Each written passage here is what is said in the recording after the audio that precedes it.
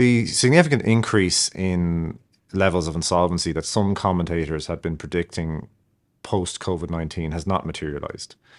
Thankfully, the economic outlook for Ireland remains broadly positive.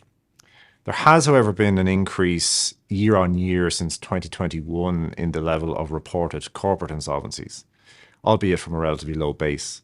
Irish businesses find themselves facing into an increasingly volatile economic environment when you consider increased interest rates, persistent inflationary pressures, and the knock-on impact of geopolitical events like the ongoing conflicts in the Ukraine and in the Middle East. The revenue debt warehousing scheme is also due to expire in May 2024, and that will put additional pressures on some businesses with large tax bills and who are facing into that looming deadline. So what restructuring options are available? Well, it's always open to companies and their creditors alike to engage in consensual negotiations to try and restructure debt. However, this often only occurs in a meaningful way after the parties have analysed their respective rights and outcomes in the event of insolvency or a formal restructuring process.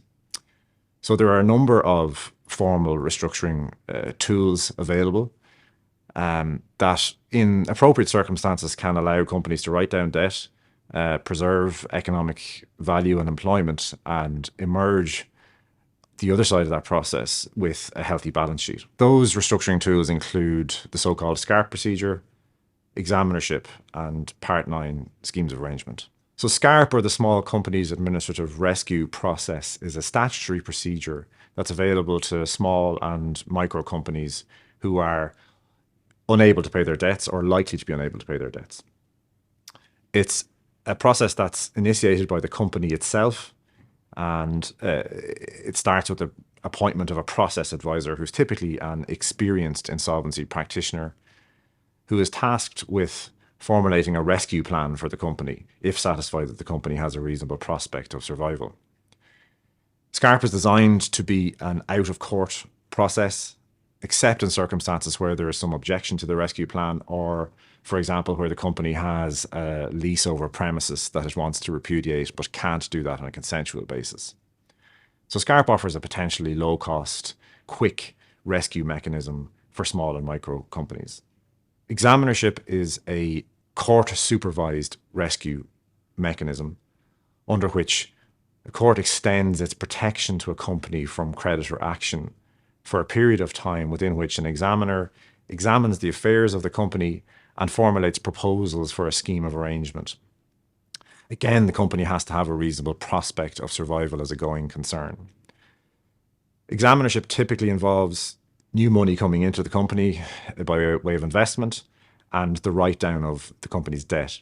Examinership is available to Irish companies, but it's also available in appropriate circumstances to non-Irish registered companies who have Ireland as their centre of main economic interests. So Part 9 schemes of arrangement enable a company to reach a compromise between itself, its members and its creditors with the assistance of the court. Unlike SCARP and examinership, there is no requirement to show a reasonable prospect of survival, and schemes are available to both solvent and insolvent companies.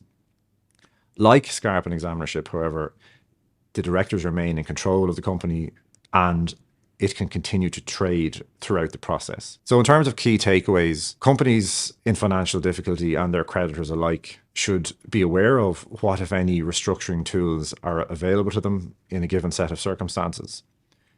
Typically, those who act earliest have the greatest chance of formulating and implementing a successful restructuring.